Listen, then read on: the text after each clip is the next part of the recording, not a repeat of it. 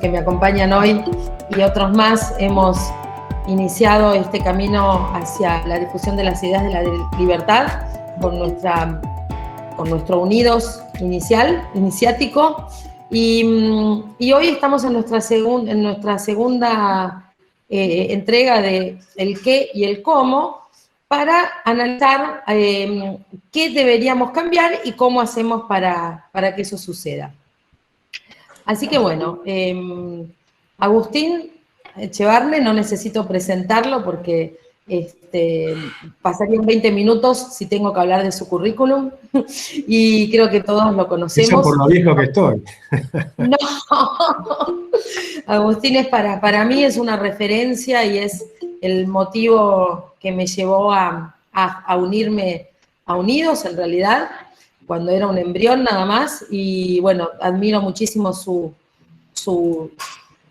conceptos y su trayectoria teórica, y bueno, estoy muy contenta de que me haya dado lugar para estar cerca de él. Y bueno, y hoy vamos a hacer tiempo mientras llega Gustavo. Agustín. Ahí está Gustavo. Estoy acá. Está. Bueno, buenísimo. ¿Largamos, chicos? Gustavo también preside la presentación. Así que bueno, me gustaría dejarlos hablando a ustedes dos. Yo voy a cuidar las preguntas y bueno, los comentarios que vengan de nuestros invitados. Y bueno, y cualquier, estoy por acá, para lo que sea. Así que por favor, es todo de ustedes, los micrófonos son vuestros. Arranque, Agustín, nomás. Ya veo que estás... Bueno, me dijeron que la vara está muy alta porque estuvieron el otro día con Gustavo, salió impresionante con el Lacha Lázari, lo cual demuestra que tenemos un lindo equipo, ¿no? En lo que es Republicanos Unidos tenemos una gente que creo yo que es valiosa y que ojalá Gustavo y otros ingresen al Congreso, ¿no? Y nos representen allí en el Congreso, y felicito a Gustavo Segre y a todos los que están impulsando sus candidaturas, porque hay que tener coraje para hacerlo y es muy, muy necesario, ¿no? Y yo quería empezar, si te parece, Gustavo, con una cosa que me estaba pensando. Nosotros tenemos que cortar esta espiral decadente que tiene la Argentina, ¿no? Y va a ser difícil, no va a ser fácil. Nadie puede pensar que 80 años de decadencia y con esta caída final puede ser sencilla. Pero es importante, me parece a mí, cambiar un poco la lógica de cómo nos ven a los liberales en general desde afuera, como que nosotros somos los reyes del ajuste. Y en realidad, lo que nosotros queremos hacer es un plan de liberación, ¿no? Es un plan de liberación de los argentinos. Porque nosotros tenemos que lograr hacer lo contrario de lo que se viene haciendo. Este es un país que estamos en una espiral descendente, donde se va haciendo cada vez más chiquitito, y entonces es cada vez más difícil hacer cualquier cosa. Porque si vos querés hacer un negocio, lo que fuera, todo es cada vez más chiquitito. Si querés lograste tener cierto capital y alquilar, te vuelven locos con los impuestos, te vuelven locos con las leyes de alquileres. Es dificilísimo ganarse un mango, y con un país cada vez más chiquitito es cada vez más difícil. Entonces, cortar con este círculo vicioso no es un ajuste, es todo lo contrario. Es liberar a los empresarios, a los jóvenes que quieren empezar a trabajar, a los que están en la calle trabajando por su cuenta y demás. Esto significa, si me permitís resumirlo muy rápidamente, primero, poner una moneda sana. Con una moneda sana para ir a las cosas, ¿no? Como estamos diciendo acá, el qué y el cómo. Moneda sana, un plan de convertibilidad o una dolarización. Tenés una baja brutal de la tasa de interés y de la tasa de inflación simultáneamente. Y eso es expansivo, es liberador. Eso expande, agranda la torta. El segundo tema es una desregulación masiva. Eso nadie pierde, todos ganan. Hay una inmensa cantidad de regulaciones ridículas. Más de 69.000. 69.000 son las que contaron en la época de Cambiemos, y llegaron a contar cerca del 70% de las que tenemos. Así que deben estar arriba de las 100.000 las regulaciones. Ni siquiera nadie sabe cuántas son. Y con lo cual hay que hacer una mega desregulación al estilo del decreto de mega desregulación que hizo en su momento Horacio Liendo. Hay que volver a hacer algo así. Eso es sumamente expansivo también. Una tercera pata es un cambio total del sistema impositivo, eliminando 180 impuestos y quedarte con 5, con 6 o con 7. O sea, elijamos el sistema que quieran, el de Nueva Zelanda, el de Australia, el de Inglaterra, el de Estados Unidos, y pongamos un sistema que funciona con pocos impuestos y que funcione bien. Estas medidas son tremendamente expansivas. Una cuarta medida es la liberación de las leyes laborales, una flexibilización de la ley laboral, para que esta expansión implique también un crecimiento en el empleo. Y nosotros en nuestros programas lo que queremos hacer es crear 4 millones de empleos en 4 años. Entonces nadie puede llamar a eso un programa de ajuste. Esto es un programa de liberación, es un programa de hacer crecer la torta, de liberar a los argentinos, de que puedan producir, crear riqueza, que puedan generar con creatividad cosas nuevas, ¿no? Así es que esa sería mi primera intervención. Un programa en gran expansión. Ese es el objetivo que nosotros tenemos. Ahora, vos sabés, Agustín, que tomo esto que vos decías, ¿no? Vamos a hacer el multiplicador, porque el subtítulo de esta charla es la economía, la educación y las relaciones internacionales, que son 3 pilares fundamentales para el desarrollo de cualquier nación. Pero me quedé pensando por una experiencia de hoy, estuve en la ciudad de Santa Fe, concretamente en la peatonal, 22 afiliaciones en 2 horas. 22 afiliaciones en 2 horas.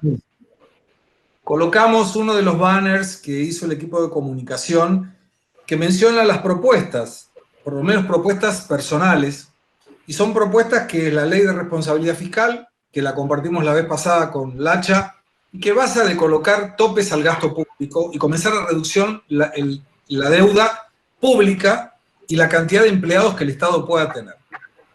Y colocamos reforma laboral, reforma sindical, una liberación en el tema educativo, una cuestión vinculada a la entrada por concurso de los empleados del Estado. Hoy hablaba con un señor que pasó justamente por ahí, por la peatonal, y me dice que conocía un amigo que trabajaba en la Municipalidad de Santa Fe, que desde la pandemia está en la casa, y le digo, ¿qué trabajo hace? Ninguno. O sea, en definitiva tiene un plan social que le dio la municipalidad, y vos fíjate qué aberración. Y esto es otro tema que es local de Santa Fe, pero que aplica a un montón de lugares. Santa Fe generó, y ahí entro en el tema político, una aplicación que se llama Billetera Santa Fe. ¿Y de qué se trata la Billetera Santa Fe? Vos comprás cualquier cosa con tarjeta de débito y automáticamente el gobierno de Santa Fe te devuelve el 30% del valor que vos compraste. Existe un límite de 5.000 pesos en la devolución, o sea, podés comprar 15.000 pesos y te da 5.000 de vuelta por negocio. O sea, no es que es por mes, no, por negocio. Entonces vos tenés, vos, tu esposa, tu hija y tu hijo. Familia normal, 4 personas. Cada vez que compras algo, vas al supermercado, te ahorraste 20.000 pesos. Ahora, la pregunta es, ¿eso es una cuestión absoluta de demagogia del Estado? En decirte, vos fíjate que yo te doy plata, yo gobierno, te doy plata a vos, consumidor, cuando en realidad lo que deberían hacer es bajar 30% la carga tributaria y se acabó el problema. Porque en definitiva lo que ellos hacen es aleatoriamente recaudan y te dan 30% a vos, a mí o al que sea. Billetera Santa, encima el nombre Billetera Santa Fe me suena a cosa oscura, ¿no? Billetera Santa Fe me suena a cosa oscura. Pero vos fíjate cómo en definitiva, en su visión demagógica el Estado, y en este caso la provincia de Santa Fe, en menos de 2 horas me mostró 2 cosas que hay que cortar.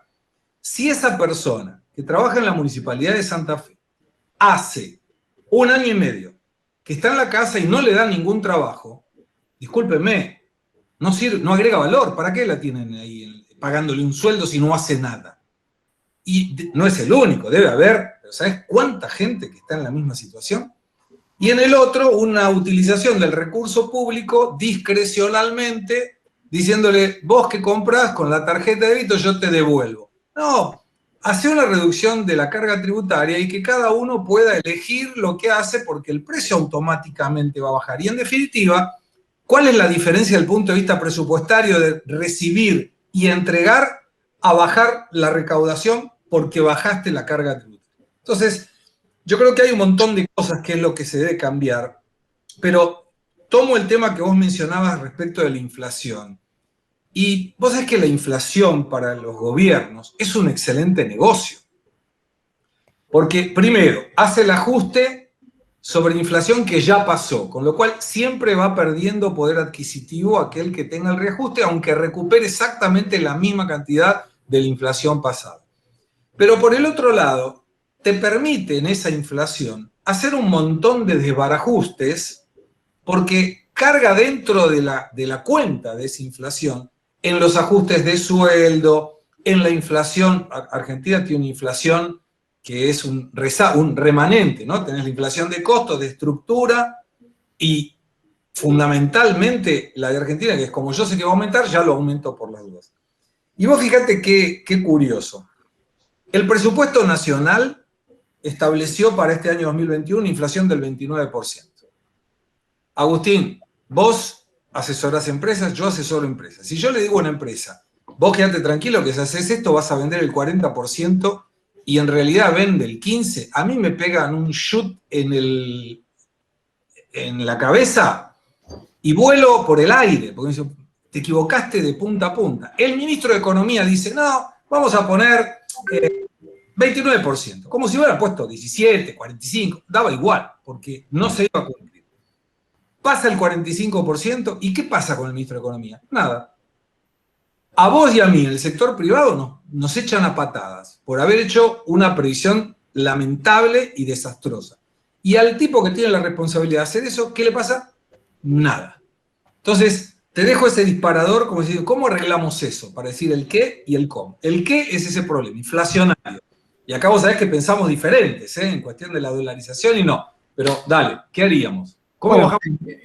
la inflación para mí es clave. Vos lo dijiste, es un negocio de los políticos. O sea, el primer punto es que la inflación es una decisión política. Vos querés tener inflación o querés no tener inflación. Entonces, después tenés varias maneras de eliminarlas. Las que yo propongo, yo creo que hay dos formas distintas de encarar el tema. Una que la hizo Brasil, la hizo Israel, con temas de metas de inflación. El problema de las metas de inflación es que requieren un enorme esfuerzo que te puede durar 5 años. 5 años contractivos, 5 años duros, difíciles.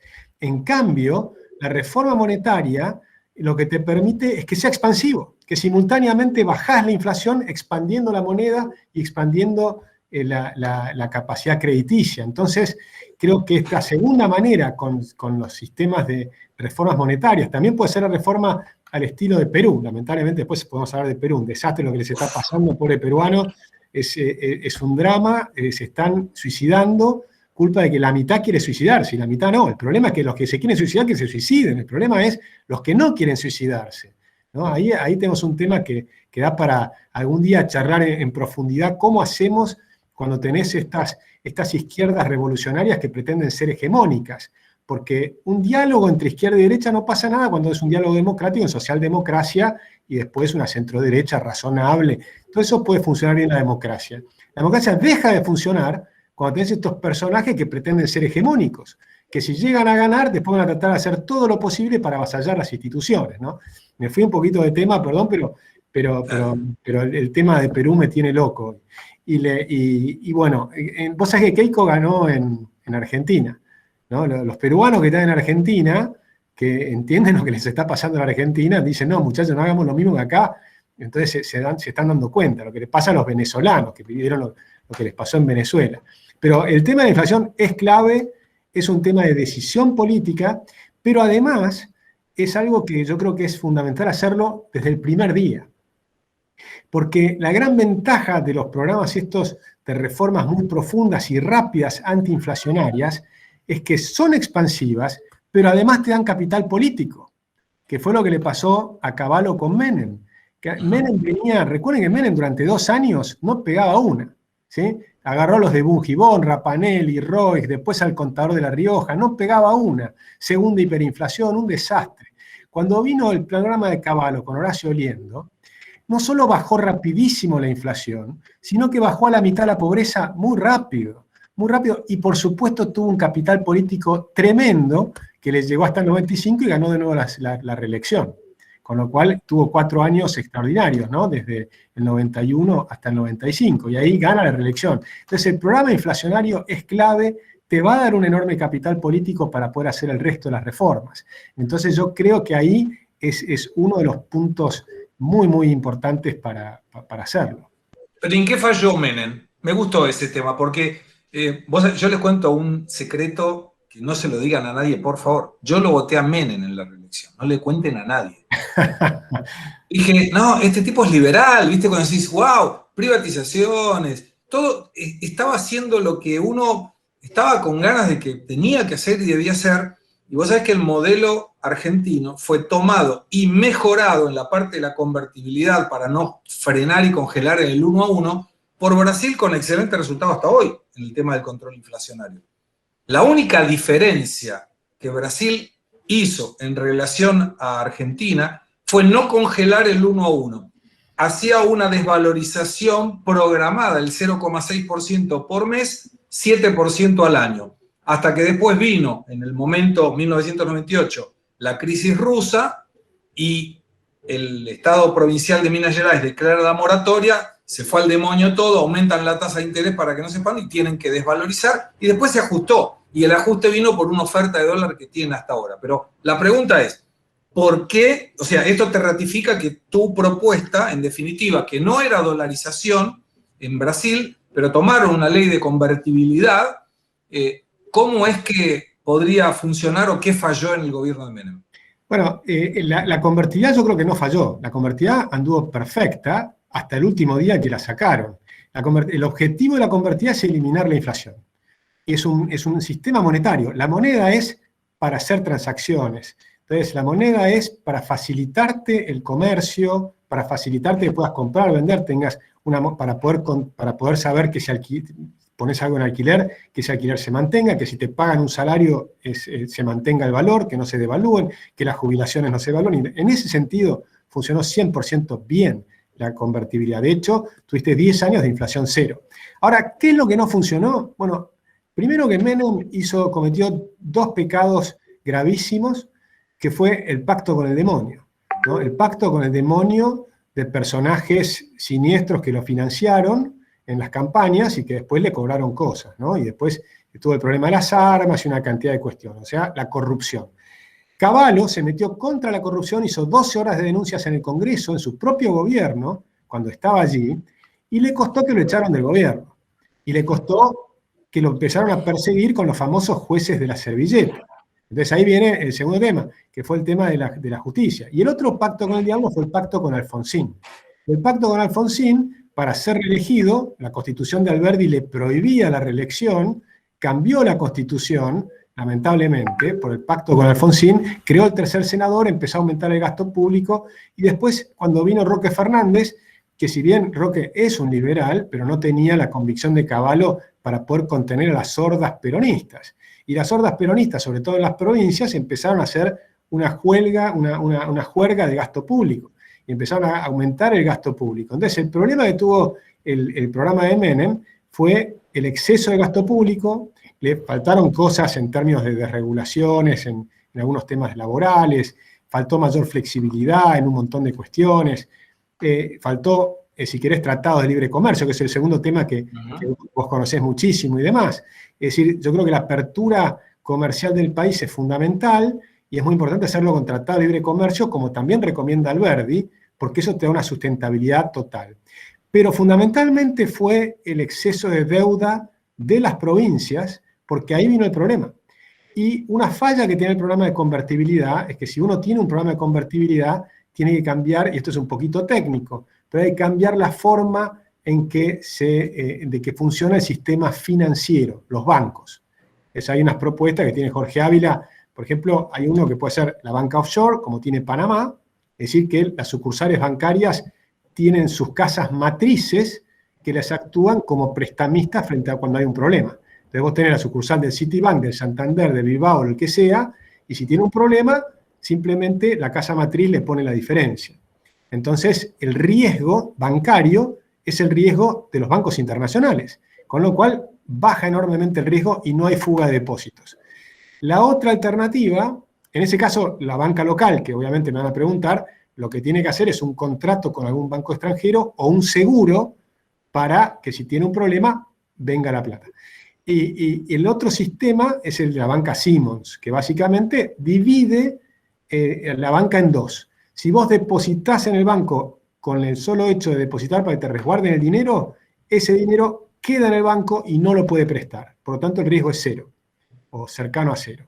Y la parte que presta, los que invertimos, ahí ya llevás la plata al banco, pero para invertir y asumís el riesgo. Con lo cual el banco tampoco quiebra.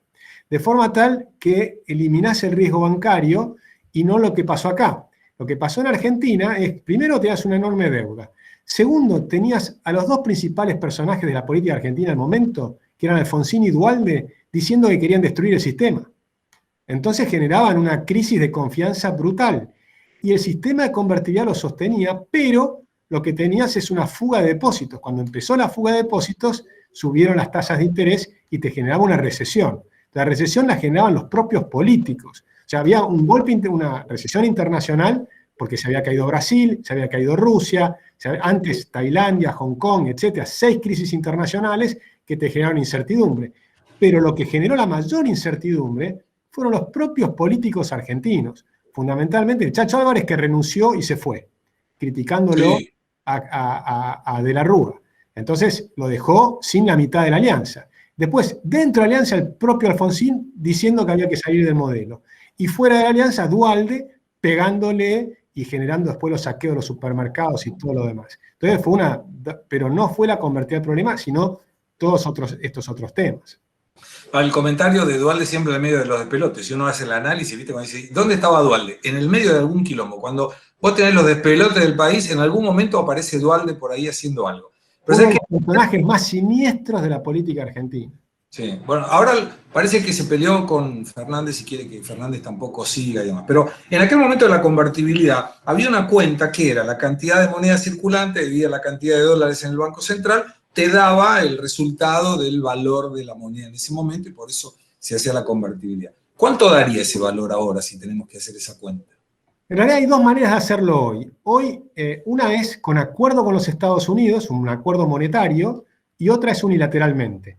Si lo haces con un acuerdo monetario, el tipo de cambio lo fijás en el acuerdo.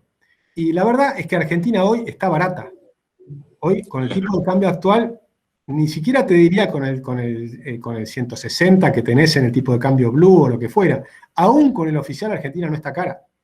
Y si tuvieras un término intermedio entre 130, por ejemplo, estaría impecable para hacerlo, no tenés problema. Pero eso requiere, lo que tiene el balance central del Banco Central, que está espantoso, es que tiene una deuda de activos remunerados que equivalen al 146% de la base monetaria. El Banco Central está quebrado. Las reservas netas son cero, o son 700 millones de dólares, prácticamente cero, y tiene una deuda de 147%, con unas tasas de interés de 45% anual, ¿no? En términos reales. Con lo cual, en términos de tasa efectiva. Con lo cual, el Banco Central está quebrado. Si hiciéramos un acuerdo con Estados Unidos, yo les propondría hay una cosa que se llama el señoriaje. El señoriaje es el derecho a imprimir billetes. No lo digo para vos, sino para toda la audiencia, ¿no? Sí, sí, por supuesto. Es lo que tenían los reyes cuando acuñaban moneda. Entonces, acuñar moneda es el señoriaje. Y nosotros lo que propondríamos es compartirlo. ¿Cómo? Bueno, imprimen billetes los Estados Unidos, nos dan esos billetes y los reemplazamos no solo por todos los billetes, sino que además les pediría para cubrir toda la deuda del Banco Central. De forma tal que eso significaría una expansión monetaria de Estados Unidos, pero habría una expansión de la demanda de dinero, de dólares, de la Argentina. Por lo tanto, para Estados Unidos sería neutral. Eso sería muy beneficioso para la Argentina. ¿Y por qué lo harían ellos? Porque luego tendrías un segundo momento, una segunda expansión monetaria, y por eso digo compartir el señoriaje, porque la demanda de dinero en Argentina continuaría creciendo en los años siguientes.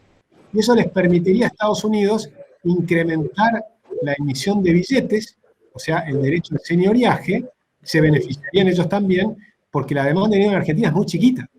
Si nosotros tenemos una moneda sana, la monetización de la Argentina es muy pequeña, se puede duplicar, triplicar, cuadruplicar.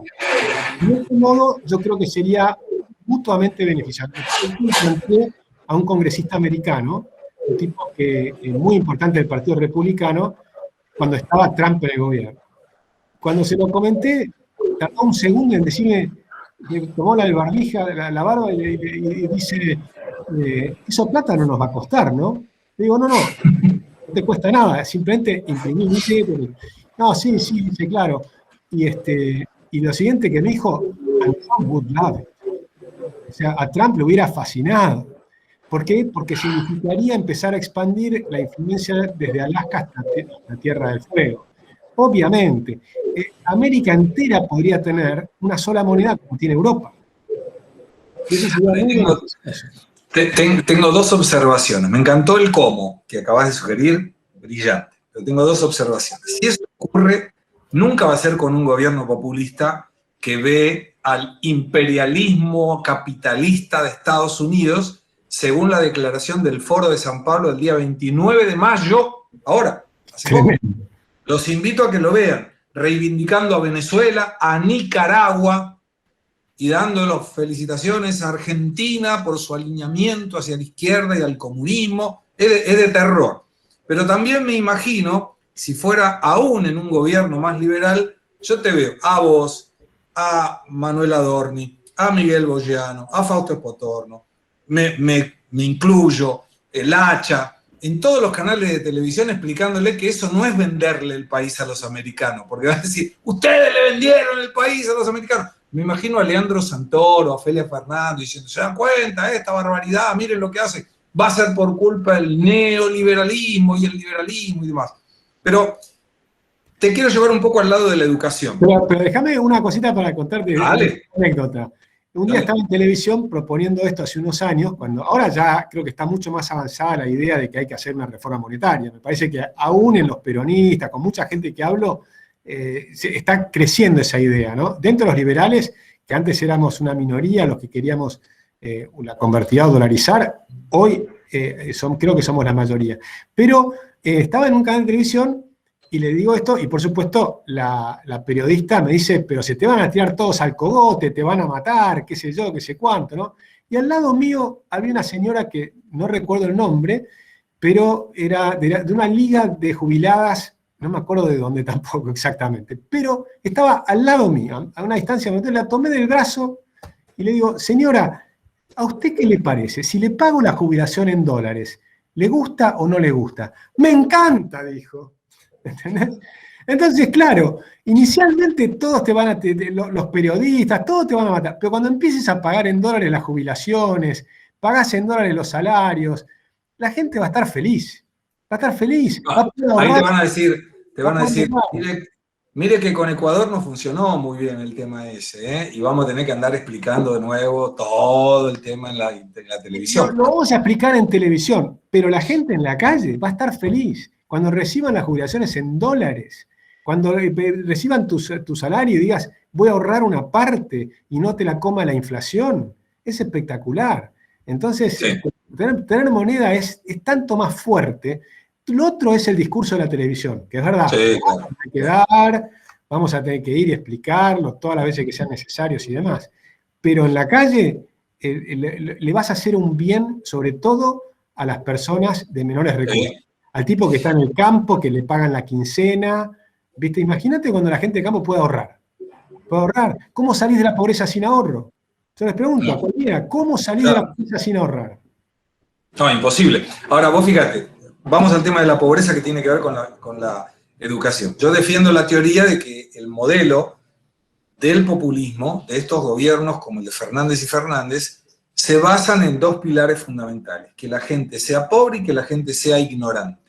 Y no digo ignorante de una forma peyorativa, porque el ignorante es el que ignora sobre determinado tema, no es, por eso tomo cuidado en decir ignorante y decir burro. Entonces, cuando uno menciona la ignorancia, ¿qué genera la ignorancia? La incapacidad por esa falta de conocimiento de poder por sí solo tener alguna herramienta que te permita salir de la pobreza. Entonces, si vos atacás la educación, el resultado automático va a ser más pobreza. Y teniendo pobres y teniendo ignorantes, los gobiernos como este generan, entre otras cosas, lo que vos mencionabas a Perú, subí ayer un video del que probablemente sea, si ya no fue confirmado, Castillo, presidente del Perú, no tenía ni idea de lo que era un monopolio, no sabía que era un monopolio. Entonces, vos ahí observás y decís, wow, la ignorancia es tan profunda en esos gobiernos que hasta el propio presidente es ignorante. Vos fijate a qué punto hemos llegado. Entonces ahí te digo, mi prioridad sería, apuntalemos la educación, en la unión, juventud, Juventud Republicanos Unidos, trabajen en lo importante, nosotros los más viejos trabajamos en lo urgente, cuando las rectas se crucen, ese es el momento que Argentina empezará a crecer con una expansión espectacular. ¿Qué hacemos con la educación, Agustín?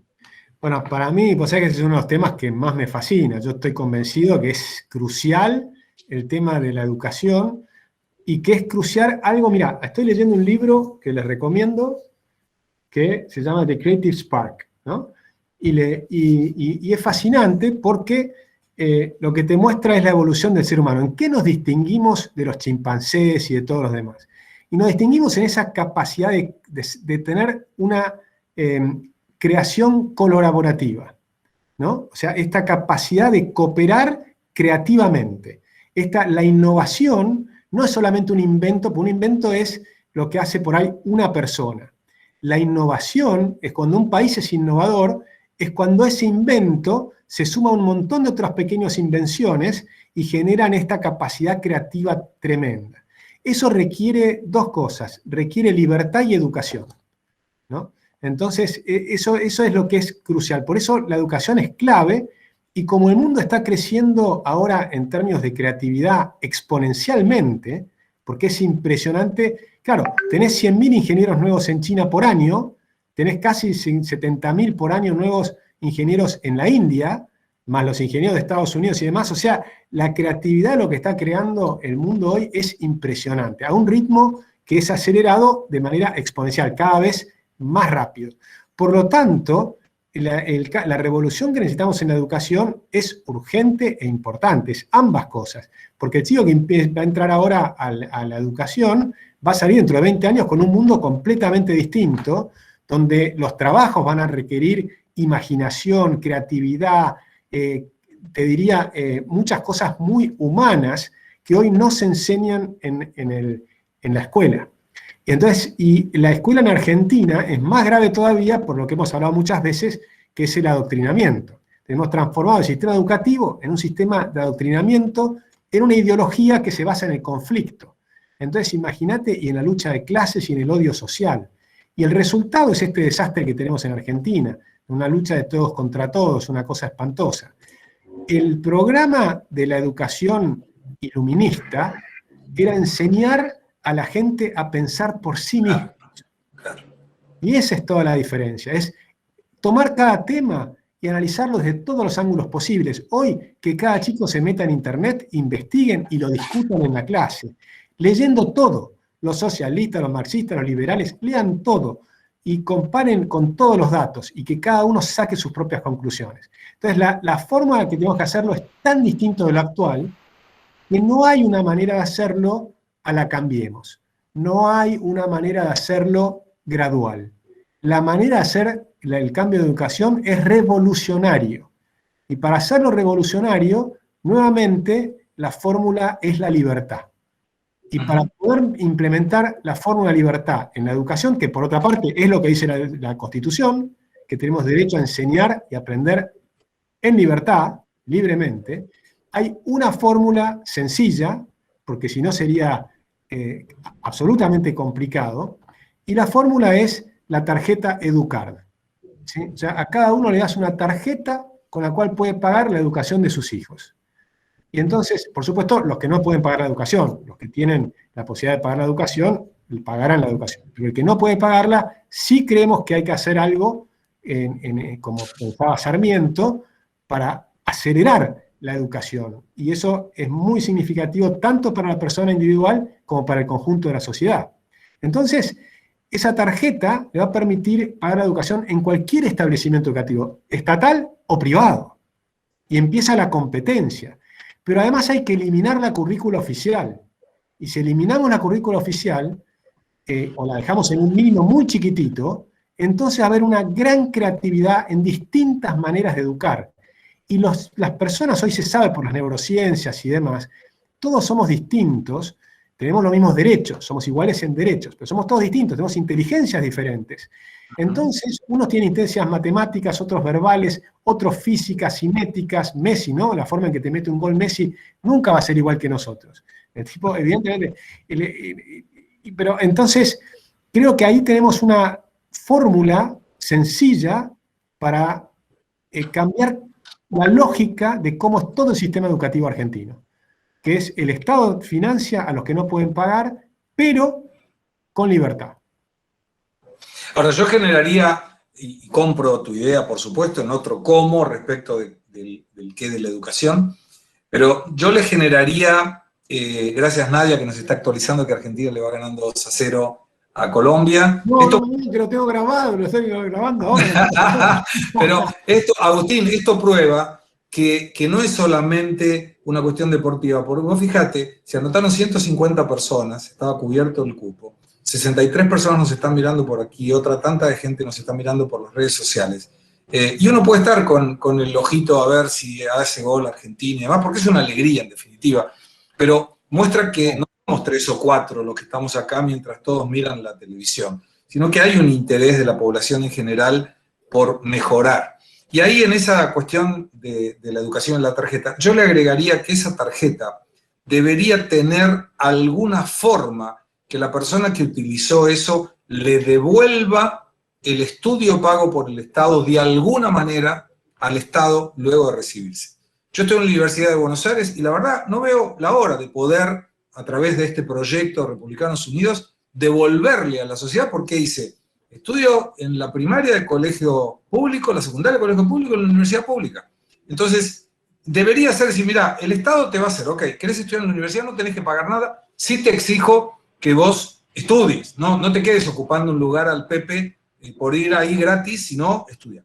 Pero coincido, pero déjame agregarte una cosita más.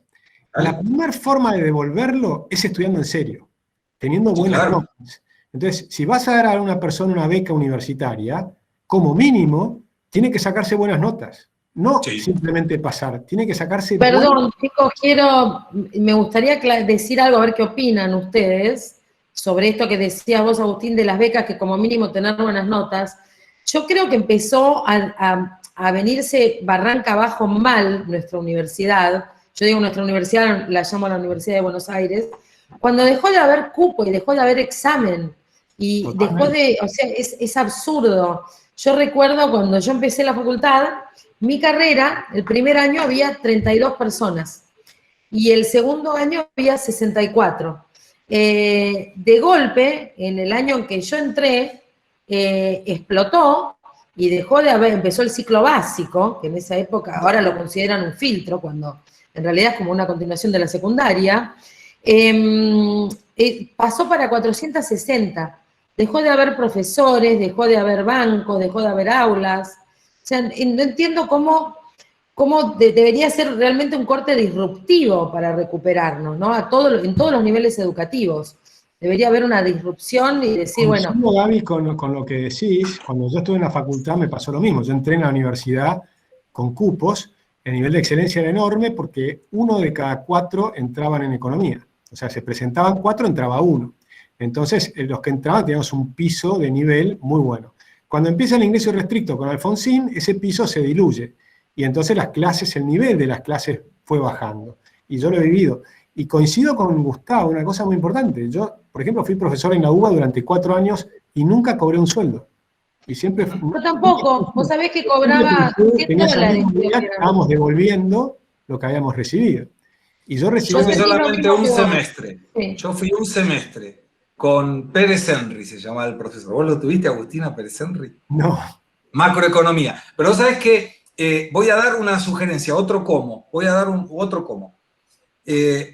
Los recibidos en la universidad pública podrían tranquilamente ser asesores ad honorem de los congresistas, diputados o senadores, en lo que ellos se reciban, sea legal, sea médico, sea ciencias económicas, que puedan aportar su conocimiento en la devolución de esta. No es una devolución compulsiva, si se quiere, pero me parece oportuno. Ahora, Agustín, yo cuando hice la cuenta, yo también rendí examen en la Universidad de Buenos Aires, y éramos 7 por cada uno, y yo me los iba eligiendo. Yo decía, yo quiero que mi 7 sea este y este, porque eran los que no estudiaban. Y era una cosa decir, rendías el examen, y íbamos a ver cómo estaba en la planilla, a ver si habías entrado o no habías entrado. Y había que estudiar para entrar, porque no era fácil, y medicina era mucho más difícil. Ahora, te tomo un dato, y voy a traer una propuesta que me encantó cuando yo di clases en la Universidad Paulista, 470.000 alumnos, la universidad más grande de América Latina, privada. Y vos sabés que Lula da Silva generó un programa a través de Fernando Haddad, que es un académico del Partido de los Trabajadores, con el nombre ProUni. El nombre era ProUni. Yo empezaba el primer día de clase y le decía, levanten la mano los alumnos ProUni. ¿Y por qué era así? Porque el gobierno te daba becas en universidades privadas, pero tenías que rendir un examen anterior. Vos tenías que rendir un examen. Si aprobabas el examen, las notas más altas, y no conseguías entrar en esos 4 o 7 que requería para que entre uno en una universidad como la USPI, te decía, no te preocupes, yo coloco una cantidad de becas que el Estado le paga a la universidad privada para que vos, alumno, que no podés pagar una universidad privada, estudies en la universidad. Pero te tomo la exigencia, no te podés quedar de recuperación. No podías reprobar una materia. Si reprobás una materia, fuera. Entonces, había un canal de exigencia espectacular. Admiraba a los alumnos ProUni, porque eran chicos que vivían en ciudades carenciadas, en villa de emergencia, pero que sabían que la educación era la base fundamental para el futuro, y se mataban estudiando. Entonces, hay muchos ejemplos en el mundo que podrían permitir esa situación. Sí. Y el otro se llama FIES. ¿Y el FIES qué era? El Estado te pagaba la carrera en una universidad privada si vos no conseguías tener el puntaje para entrar, pero se lo tenías que devolver después de recibir. Sí, es fascinante porque lo que está diciendo es tal cual. Todo parte de esta idea de los vouchers, ¿no? Que lo puso en su momento Milton Friedman, y por eso, pero ahora lo utilizan en Suecia, lo utilizan en Estados Unidos. En muchos lugares se utiliza este sistema, que es financiar la demanda. Vos financiás la demanda y la gente elige si es público o privado. Es muy importante porque además hoy tenés un mercado como que son las universidades, o sea, brindar educación terciaria, universitaria, es un mercado muy competitivo, pero totalmente desleal, porque resulta que la universidad pública te pone un precio cero y los privados tienen que cobrarte y pagar a los profesores y los edificios y todo lo demás, y la pública no. Entonces eso es totalmente desleal. Entonces, para hacer un mercado competitivo donde lo privado y lo estatal pueda competir bien, el Estado tiene que brindarte el voucher y vos elegís dónde vas. Y ahí vamos a tener universidades competitivas. Van a mejorar las dos. Van a mejorar las públicas, las estatales, y van a mejorar las privadas. O sea, yo creo que puede haber un salto en el sistema educativo argentino, también tiene que ser muy rápido. Ahora, hay otra cuestión que tiene que ver también con eso, que es el ingreso de los profesores en la universidad pública, que debe hacerse por concurso, claramente, pero vos sabés que nuestro presidente, por ejemplo, Alberto Fernández, es profesor adjunto en la universidad. No es siquiera profesor titular, y da clase no sé hace cuántos años. Tampoco sé si es bueno, porque a veces le pifia un poco con los códigos. Perdón, adjunto no es que sea que no sea titular, ¿eh? El adjunto es en la mano derecha del jefe de cátedra. No, está bien. Ah, ok. Claro, no es el jefe de cátedra. Es importante, digamos. Sí, no lo niego, pero yo, por ejemplo, en la universidad entraba como adjunto, que era el primer paso, y después iba conquistando en función de... No, acá no. Los alumnos me colocaban puntaje y el peor profesor volaba. Y ahí había... No, el adjunto es el segundo, es casi como un titular, es uno de los cargos más altos que podés tener como profesor. Bueno, pero podés tener varios. Yo fui profesor adjunto en la UBA también, y tenés varios profesores adjuntos y un titular de cátedra. El titular de cátedra, por supuesto, es más importante, tiene que ser por concurso y demás. Y es el que después elige a los profesores adjuntos. Por eso llaman adjuntos, ¿no? Pero sí creo que, perdón. nada, era un detalle. Dale. Bueno, último tema. Relaciones internacionales. ¿Qué hacemos con Argentina vinculada al mundo? Bueno, ese es tu tema. Así que... Si no sabés vos, Gus, No, sonamos. pero vos sabés que a mí me apasiona ese tema porque además lo vivo. El otro día con Lacha, una de las sugerencias que la mandé en el año 2001 a la Cancillería Argentina, estaba de secretario de Relaciones Internacionales Martín Redrado, y ¿cuál era la propuesta? Es decir, chicos, hoy tenemos muy buenos diplomáticos y el problema del diplomático es que dura 4 años en el cargo afuera. En el exterior en general son 4 años.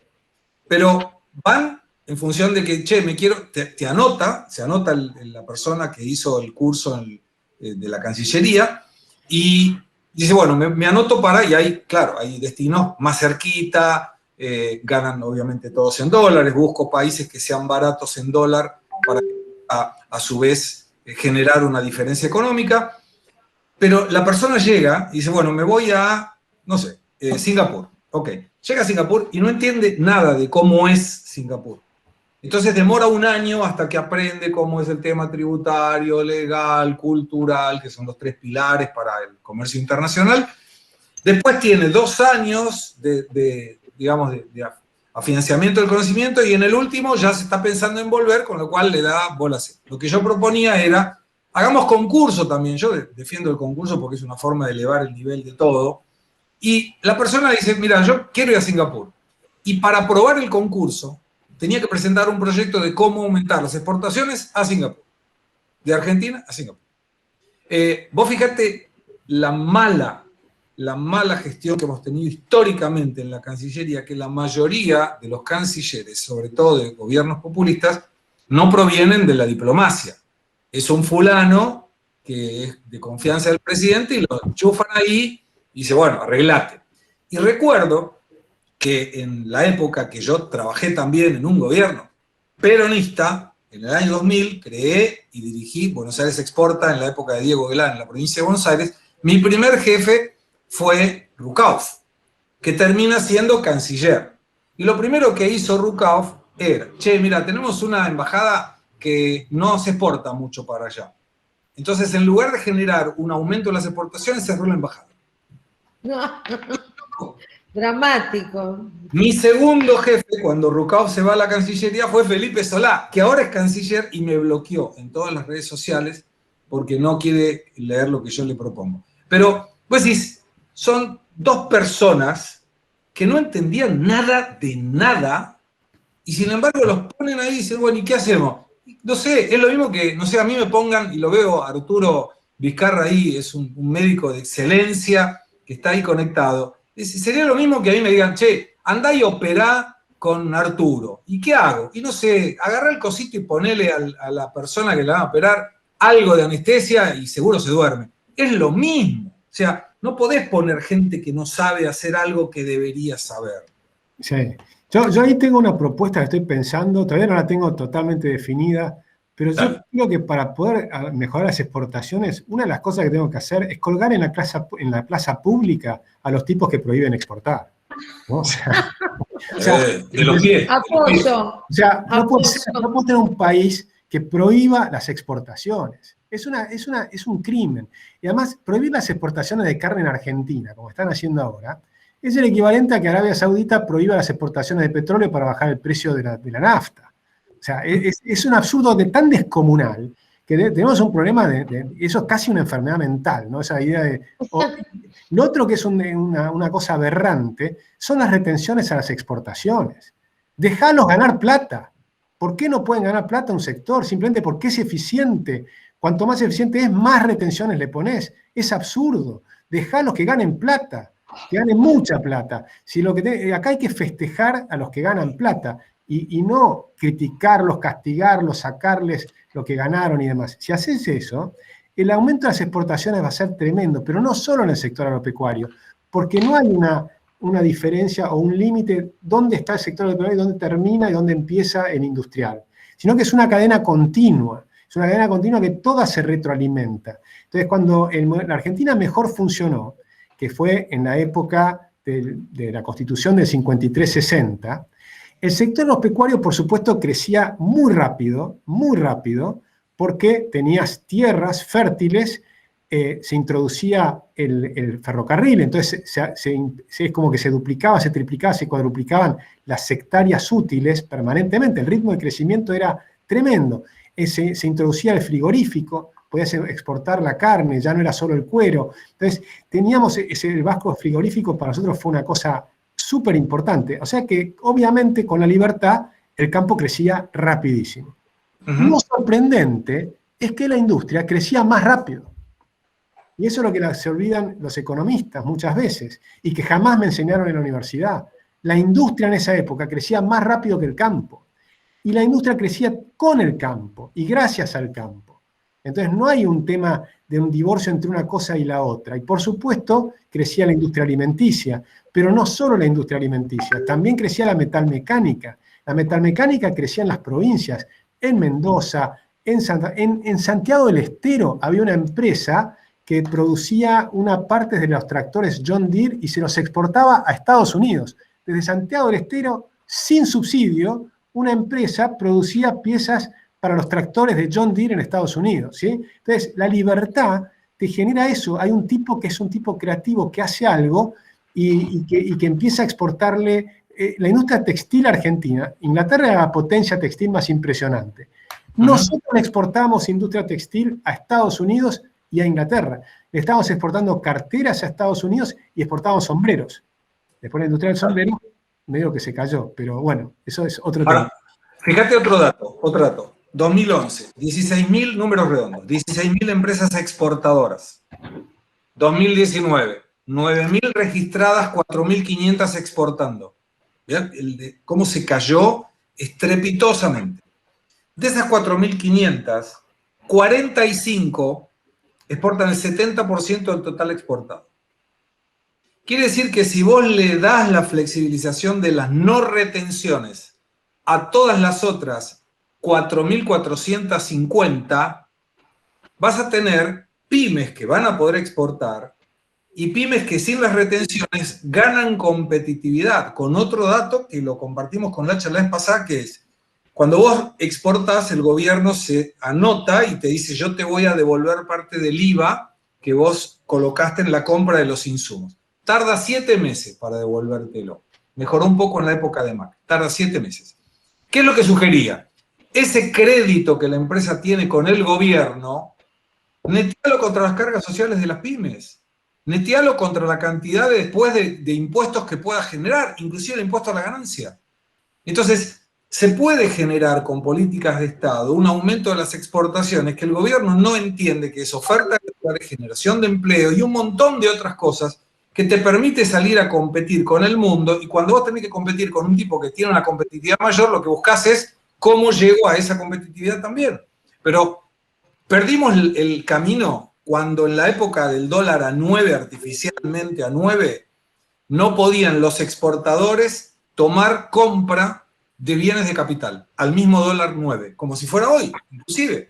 Hoy, tengo un dólar de 100 mangos y el dólar real de la economía es 160. Ok, ¿querés que yo exporte con un dólar a 100? No hay problema. Pero permitime comprar bienes de capital con el dólar a 100. Porque de esa manera tecnifico mi industria y consigo ser igualmente competitivo. Ahora, voy a concluir el cómo en la sugerencia de la apertura económica al mundo. Primero, una reducción, que es lo que está empujando Uruguay y Brasil, que se iba a hacer una reunión hoy y se suspendió del Mercosur, donde dicen, chicos, los productos, insumos industriales, que los países no generen, no producen, tasa cero de importación. No pague nada, impuesto de importación, cero. ¿Por qué? Porque no vas a afectar ninguna competencia local y bajás el costo de producción. Buenísimo. La otra, flexibilización del Mercosur. Gabriel Agustín y yo y Guillermo Valle, que lo veo ahí, formamos un grupo internacional. Hoy el Mercosur es, Agustín dice, che, yo quiero venderle a Guillermo Valle. Y Gabriel dice, a mí Guillermo no me gusta. Y Agustín no puede. Entonces lo que tendríamos que decir es, Agustín te avisa a todos, muchachos, voy a hacer negocio con Guillermo Valle. ¿Quieren venir? Sí, queremos ir. Vamos todos los 4 con Guillermo. Gabriel le dice, no, yo no quiero, a mí Guillermo no me gusta. Vamos nosotros 3. Y no hay problema con eso. Y ahí agrego, yo sacaría, si el día de mañana fuera canciller, saco a todos los agregados comerciales a la calle, en todo el mundo, no los quiero en ningún consulado, a vender a Argentina, salgan a vender. Y generamos inclusive en Brasil esa propuesta, donde la idea era, va el consulado, la Cámara Bilateral Argentina y el país ese a ver la Federación de Productores de lo que quiera. Y les digo, chicos, ¿qué es lo que ustedes le compran al mundo?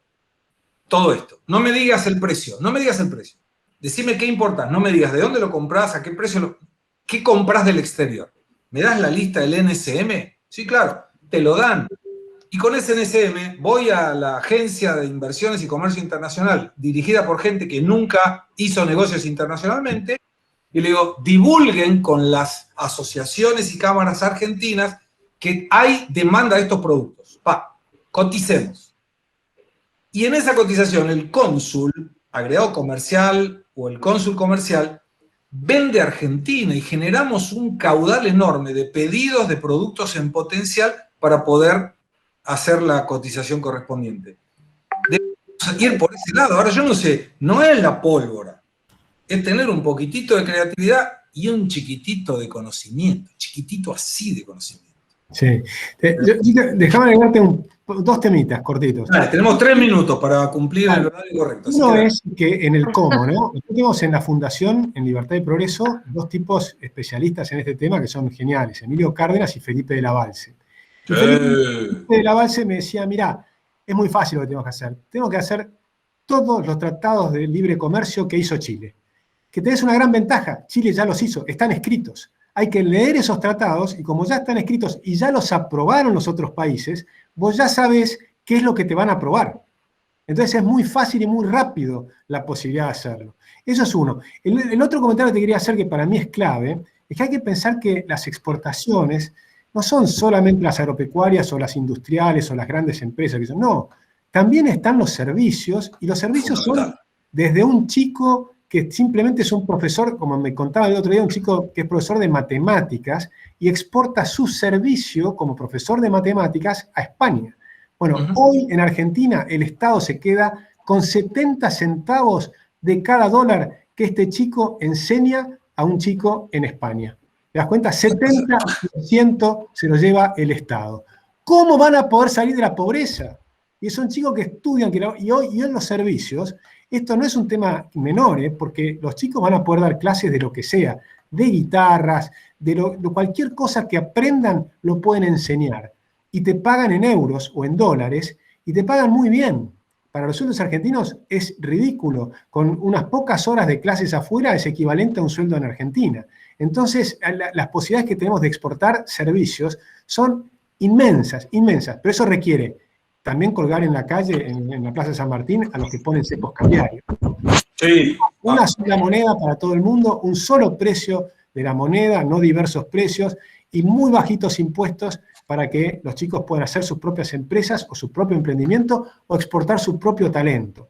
Y eso va a generar, pero mirá, cientos de miles de puestos de trabajo, ¿no? Cientos de miles por año. ¿Sabés lo que están haciendo algunas empresas de servicio? Porque además hay ingenieros espectaculares en Argentina. ¿Qué es lo que hacen? En lugar de vender las exportaciones de servicio de Argentina, abren una empresa en Brasil, de Brasil le facturan a todo el mundo, los socios son la empresa brasileña, no tienen retenciones, el dólar es uno solo, no hay cepo, podés mandar dólares, comprar dólares, vender dólares, hacer lo que quiera, y mandan la distribución de lucro que hace el aporte a la empresa argentina. Entonces, tienen tarjeta de crédito en Brasil, la empresa en Brasil, y los burros, porque esos sí son burros, no son ignorantes, son burros de acá, se pierden la oportunidad de que entren los dólares acá, que se capitalicen las empresas de acá, que se genere oferta de dólares por eso. ¿Solo por qué? Por la avaricia tributaria de hacer todas esas cosas. Entonces, bueno, 21 horas. Señora jefa Gabriela. Sí, a ver, me queda claro que Agustín está extrañamente sanguinario. Quiere colgar personas en la plaza.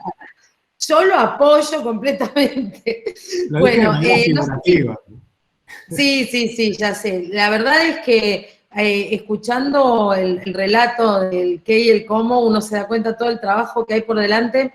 Y no sé si alguien, a mí lo que me queda clarísimo es que realmente hay que dejar de, a ver, hay que hacer un cambio de 180 grados en la dirección en la que vamos y que realmente vamos a tener que tener mucha fuerza para hacerlo, mucha convicción y mucho apoyo de todos, de todas las personas que nos siguen y de las cuales nos nutrimos realmente. Y si alguien quiere preguntar algo, rapidito, son 21:01. Si no, igualmente seguimos. La semana que viene tenemos otro el qué y el cómo. Va a estar Ricardo López Murphy en ese el qué y el cómo. Va a ser diferente, otro horario. Mañana tenemos meriendas varias. Agustín, ahora que volviste, no vas a poder escaparte y vas a tener que acompañarnos.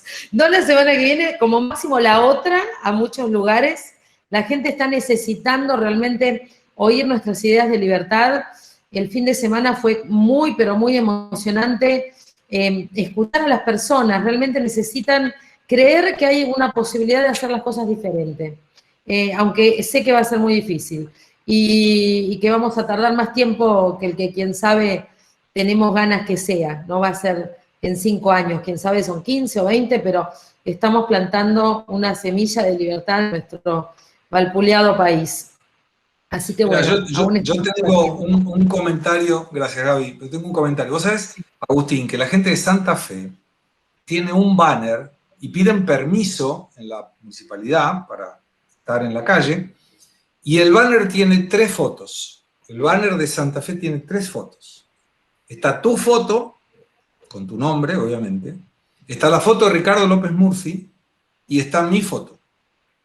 Y lo que comprometí con la gente de Santa Fe es que en algún momento las 3 fotos se tienen que transformar en las personas de las fotos que estén ahí en la peatonal. Dale, me encantó, vamos. Pero llegó un punto, Agustín, que viene una señora y me dice, sos el de la foto. Sí, claro, soy el de la foto. Y me dice, yo soy la que desde da la autorización para que ustedes estén acá, trabajar en la municipalidad, señora. Mirá vos. ¿En serio? Bueno, sí, te agradezco. Se afilió, la mujer se afilió. ¡No! Vamos. Se afilió. Muy bien. Entonces, vos, y el otro día, en una de las actividades que hicimos, Agustín, en el bosque de Palermo, hicimos un ejercicio muy interesante que era separar a la gente, y a lo mejor lo podemos hacer con las personas que estén aquí en la cámara, en la primera pantalla, que además, si está Paula y Alicia, y Ana y el marido, esto empieza. Si no, no empieza, porque es como... Están. Yo las vi a las chicas. La veo, a Ana está con el marido y Paula está con Alicia. Bueno, pero vos fíjate que le decía, bueno, levante la mano, colóquense de este lado quienes están trabajando y quién no está trabajando. Una parte iba a los que estaban trabajando, otra parte iba a los que no estaban trabajando, poca gente no trabajando. Bueno, ahora pónganse de este lado los que son de Boca, pónganse de este lado los que no son de Boca, para no decir River, que es medio... Agustín es de River. Y ahí, sí, ya sé. Y ahí se formaron 2 grupos también. Bueno, levanten la mano los que tuvieron oportunidad de estudiar en una universidad que no tuvieron. Y se iban armando los grupos. Y la última pregunta fue, colóquense en este lado los que quieren un país mejor. Y todos fueron a ese lugar. Todos fueron a ese lugar. Entonces, el haber estado en Santa Fe con la gente, 22 afiliaciones en 2 horas, sin haber avisado, me pareció una barbaridad de gente, y hay que seguir haciendo eso en todo el país cuando se pueda, y sobre todo en el foco de la ciudad autónoma. Tenemos que tener el partido para buscar el qué es, y concluyo con esto, el qué sería un país mejor. El qué, tener una Argentina que merecemos. Y el cómo es buscar el punto de inflexión donde por el cálculo diferencial la curva cambia de sentido. Y eso es lo que podemos hacer en Republicanos Unidos. Y eso es lo que debemos hacer cada uno desde su humilde contribución. Agustín, te tomaste un mes de vacaciones, te felicitamos, nos alegramos por vos. Ya está. Seguí trabajando por Zoom uno puede seguir trabajando. No, sí, lógico, pero te necesitamos en el campo de batalla, porque... recuerdo aquella vez que nos contaste en la Casa del Hacha cómo funcionaba el boot, que te aseguro lo defendimos con uñas y dientes, con Gabriela y yo. Agustín, no hay grabaciones, pero te juro que fue muy difícil. Te representamos porque sabíamos que era un valor que vos habías defendido, que vos habías colocado en la mesa, que compramos con mucha pasión y que había que hacerlo y que, bueno, y hoy es una realidad también, a pesar de haber tenido algunas diferencias normales, pero democráticamente resueltas. Entonces, yo te agradezco profundamente que hayas estado hoy con nosotros y te dejo que hagas un cierre. La última frase, si Gabriela me permite, la hacemos entre todos. Por favor. Muchas gracias, Gustavo y Gabriela, y muchas gracias por el laburo que están haciendo también para Republicanos Unidos, que para mí es clave lo que están haciendo tanto en términos de partidarios como también en términos de candidaturas, que yo creo que es indispensable tener esto, ¿no? Yo siempre dije que no iba a ser candidato este año, puedo llegar a ser candidato en 2023 si es que la gente quiere, pero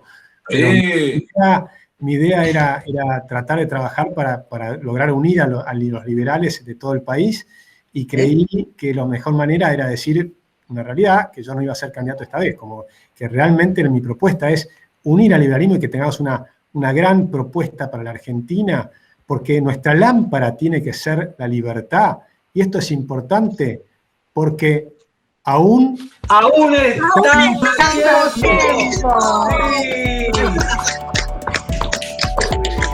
Gracias a todos. Gracias. Gracias. Gracias.